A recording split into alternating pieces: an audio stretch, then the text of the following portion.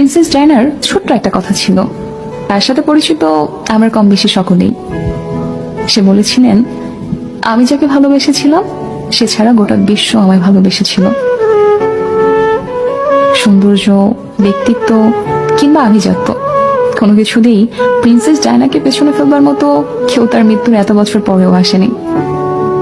অথচ তার স্বামীও তাকে ঘরে রেখে আসক্ত হয়েছিল পরনারীতে, যা শেষটা হয়েছিল তাদের বিবাহ বিচ্ছেদ দিয়ে। তোমরা অনেকেই বলো না, গুছিয়ে না চললে, নিজেকে সাজিয়ে না রাখলে পুরুষ হাতছাড়া হয়ে যায়।